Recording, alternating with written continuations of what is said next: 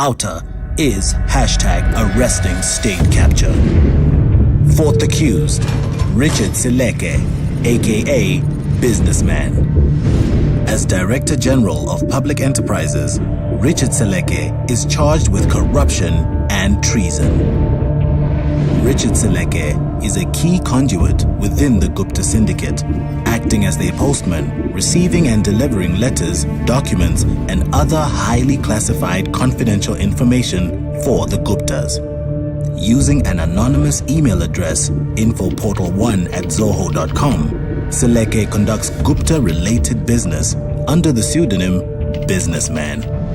Richard Seleke started his career as a public servant under Musebenzi Zwane in the Free State, who also has treason charges pending against him by OUTA for his links with the Gupta syndicate.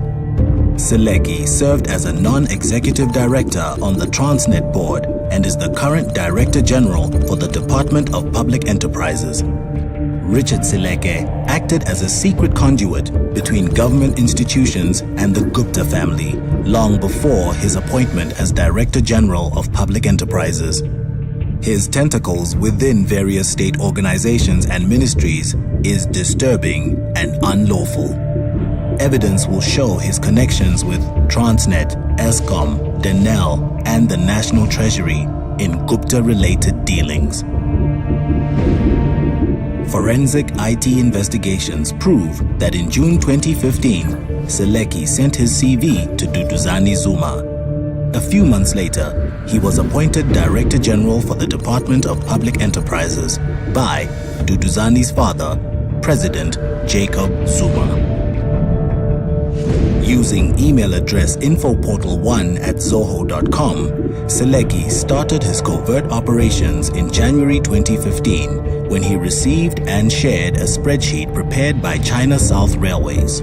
It highlighted how hundreds of millions of US dollars would be paid to Gupta companies for their role in brokering Transnet's purchase of locomotives from China South Railways. In August 2015 and November 2015, Seleke received classified and confidential information from Mr. Machela Koko, the former Eskom Group executive, through his Info Portal 1 email regarding Eskom's coal supply agreement with Optimum Coal that was of a privileged legal opinion. Seleke shared this information with Sahara's Ashu Chawla and Tony Gupta. There was absolutely no reason why Richard Seleke should form any part of this chain of communication. Under his Businessman Info Portal 1 guise, Seleke was also part of the internal Gupta Group correspondence with the creation of Denel Asia. Seleke again forwarded emails to Sahara's Ashu Chawla on Minister Lynn Brown's internal confidential correspondence, where she expressed misgivings about the formation of Denel Asia.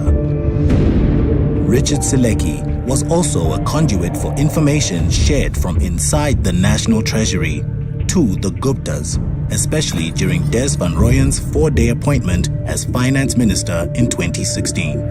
A key communique was a Treasury document addressing the economic outlook for South Africa in the wake of the dismissal of Minister Nene.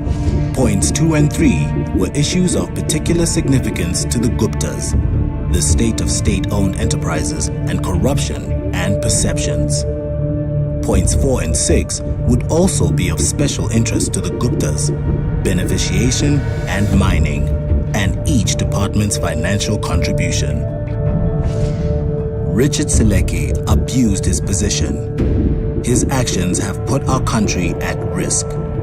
Instead of serving the public of South Africa, he chose to serve the Guptas and himself.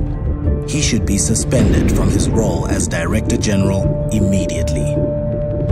When the court finds Richard Seleke guilty, this should mean a sentence of life imprisonment. OUTA needs your support to hold the individuals who are responsible for state capture accountable. And this is the 4th action, with more to come. OUTA is #arresting state capture. Find out more about OUTA by visiting www.outa.co.za.